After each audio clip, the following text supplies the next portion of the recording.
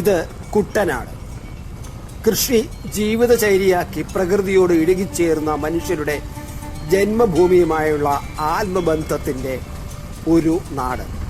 ഭാരത സംസ്കൃതിയെ പൗരാണിക കാലം മുതൽ എല്ലാ ചാതുര്യത്തോടെയും നിലനിർത്തി പ്രാദേശികമായി കൂട്ടിച്ചേർക്കൽ നടത്തിയ ഭൂമികയാണ് കുട്ടനാട്. കുട്ടനാടിനെ മനോഹരമാക്കുന്നത് പുഞ്ചപ്പാടങ്ങളുടെ തനിപ്പച്ചയാണല്ലോ. നെല്ലുൽപാദനത്തിൽ കുട്ടനാടിൻ്റെ പോലെ തനത് ശൈലി പിന്തുടരുന്ന ഭൂവിഭാഗങ്ങൾ വിരളമാണ് നമ്മുടെ നാട്ടിൽ. പരമ്പരാഗത മാർഗം ഉപയോഗിച്ച് കൃഷിയും ജലപരിപാലനവും ശാസ്ത്രീയമായി നടത്തിയിരുന്ന മറ്റൊരു സ്ഥലം ലോകത്തുണ്ടോ എന്ന് പോലും സംശയമാണ്.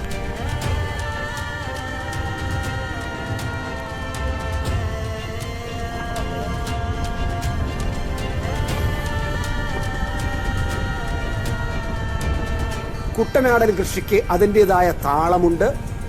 പണ്ടുകാലത്ത് കൃഷി ആരംഭിക്കുന്നതിന് മുന്നോടിയായി ചക്രം ചവിട്ടി ജലം പാടത്തു നിന്നും ആറ്റിലേക്കോ തോട്ടിലേക്കോ ഒഴുക്കി വിടുകയായിരുന്നു. അത് നമ്മുടെ ഒരു സംസ്കൃതിയുടെ ഒരു ഭാഗമായിരുന്നു. ഒരു കാലത്തെ നല്ലൊരു കാഴ്ച. മകരമാസത്തിന് മുമ്പ് വിതച്ചില്ലെങ്കിൽ കൃഷി പിഴ സംഭവിക്കുക സാധാരണമാണെന്നാണ് ഇവിടത്തെ കർഷകർ വിശ്വസിച്ചിരുന്നത്. ഇതിനെ മകരക്കാൽ എന്നാണ് വിളിച്ചിരുന്നത് പോലും. മീനം മേടമായാൽ ഉപ്പുവെള്ളം കയറും. അതിനാൽ വളരെ ജാഗ്രതയോടെ യഥാസമയം കൃഷി ഇറക്കിയിരുന്നു എന്നതാണ് പ്രത്യേകത. വെള്ളം വറ്റിക്കഴിഞ്ഞാൽ പായലെടുപ്പും ഇടവരമ്പ് വാരലും നടത്തും. അതാണ് ഇവിടുത്തെ പ്രത്യേകതയുമായത്. എന്തായാലും ചാണകവും ചാരവും മാത്രമായിരുന്നു അന്ന് കാലഘട്ടങ്ങളിലെ വളം. വളമിടിയിൽ കഴിഞ്ഞ് കുറച്ച് ദിവസങ്ങൾക്ക് ശേഷം പറിച്ചുനടിയിൽ നടക്കും. അതാണ് ഈ കുട്ടനാടിൻ്റെ ഒരു പ്രത്യേകത എന്ന്. വളരെ മനോഹരമായ നീണ്ട് കിടക്കുന്ന പച്ചപ്പിൻ്റെ ഒരു കേന്ദ്രം, നമുക്ക് ഇപ്പോഴും മനസ്സിന് കുളിർമ നൽകുന്ന ഒരു നാട് കുട്ടനാട്. കൊയ്ത്തുപാട്ട്, ഈഴപ്പാട്ട്, ഉഴവുപാട്ട്, പൊലിയളവ് പാട്ട്, ചക്രപ്പാട്ട്, നടിപ്പിച്ചപ്പാട്ട്, ഇങ്ങനെ തുടങ്ങിയ കൃഷിത്തൊഴിലാളികൾ സ്വയം ഉണ്ടാക്കിയെടുത്ത നിരവധി ഗാനങ്ങൾ, പാട്ടുകൾ, അത് ശീലുകൾ, നമ്മുടെ നാടൻ ശീലുകൾ, ഇതൊക്കെ ഈ കുട്ടനാടിന്റെ പ്രത്യേകത തന്നെയാണ്.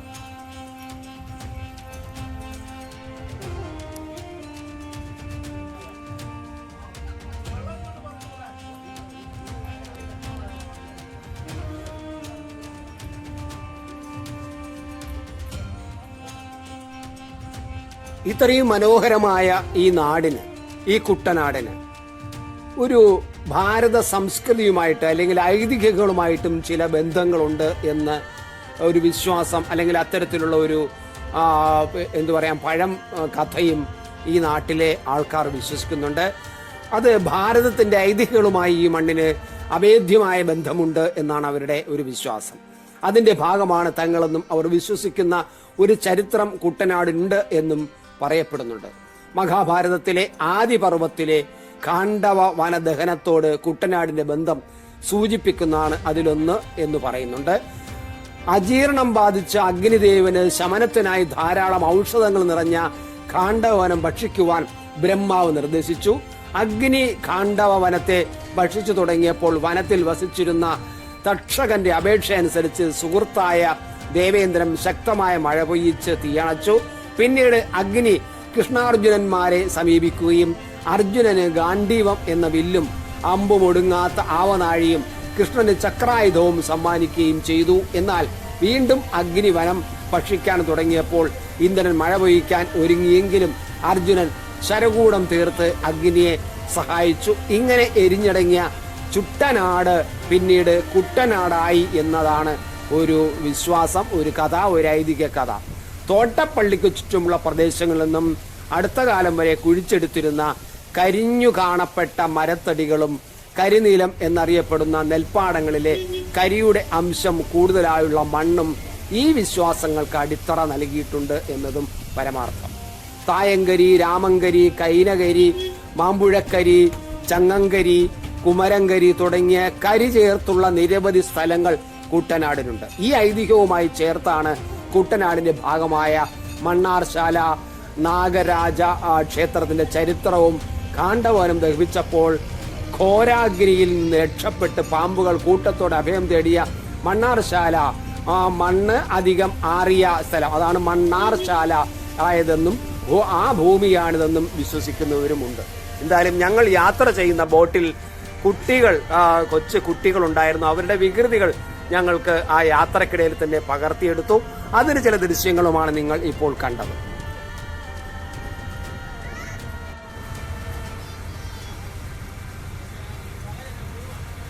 ഇനി നമുക്ക് ഈ കുട്ടനാടിന്റെ ഒരു പ്രധാന മുഖമുദ്ര എന്ന് പറയുന്ന വള്ളംകളിയാണ്.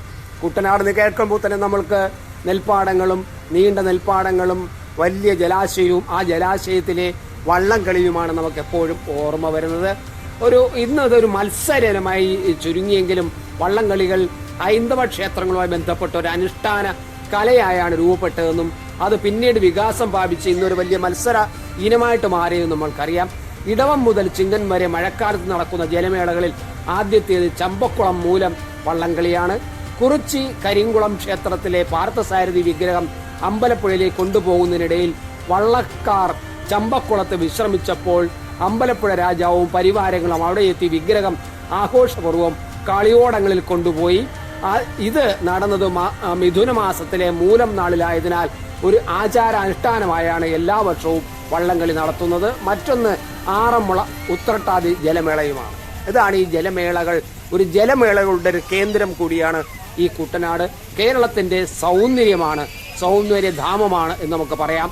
എന്തായാലും ഒരുപാട് ക്ഷേത്രങ്ങളും കലാരൂപങ്ങളും ഒക്കെ നിറഞ്ഞ ഒരു പ്രദേശമാണ് നമ്മുടെ ഈ കുട്ടനാട് എന്ന് പറയുന്നത്. മുടിയാട്ടം, കാളകെട്ട്, ഓണക്കാലത്തെ കടുവകളി, നെയ്ത്തുവിദ്യ, ഓണം തുള്ളൽ, അമ്മാനയാട്ടം, നോക്ക് വിദ്യ അല്ലെങ്കിൽ മൂക്ക് വിദ്യ, ഗരുഡൻ തൂക്കം തുടങ്ങിയ പ്രാദേശികമായ ധാരാളം ചെറു കലാരൂപങ്ങളും അനുഷ്ഠാനങ്ങളും കുട്ടനാട്ടിൽ ദൃശ്യമാകുന്നുണ്ട്. അവിടെ മിക്കവാറും ഇതെല്ലാം എപ്പോഴും അരങ്ങേറുന്നുമുണ്ട്. എന്നാൽ ആലപ്പുഴയിലെ നീലംപേരൂർ ഭദ്രക്ഷേത്രത്തിലെ 15 ദിവസം നീണ്ടു നിൽക്കുന്ന പടയണി ഇതിനൊരു ഉദാഹരണവും കൂടിയാണ്.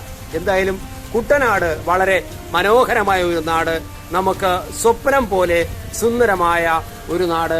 ഈ കുട്ടനാട് കാണാത്തവൻ കേരളത്തിൽ ഉണ്ടോ എന്ന് ചോദിച്ചാൽ ഉണ്ടാകരുത് എന്ന് തന്നെയാണ് പറയേണ്ടത്.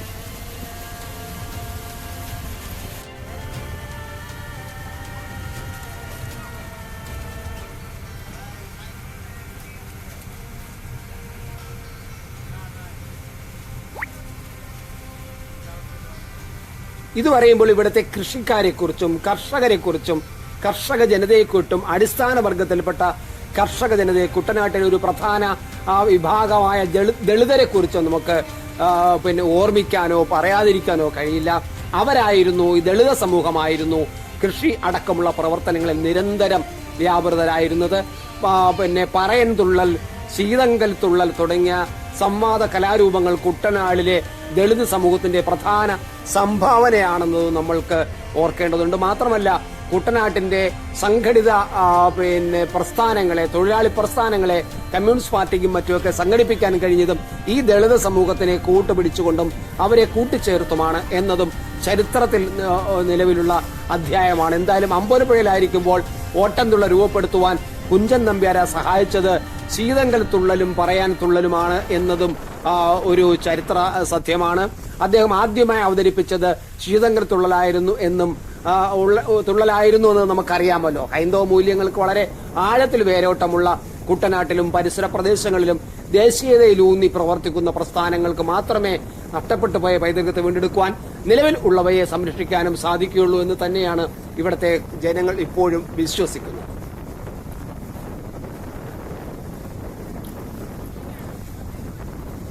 എന്തായാലും ഈ കുട്ടനാടൻ കായലോരത്തിലൂടെ ഒരു യാത്ര ഒരു വല്ലാത്ത അനുഭവമായിരുന്നു.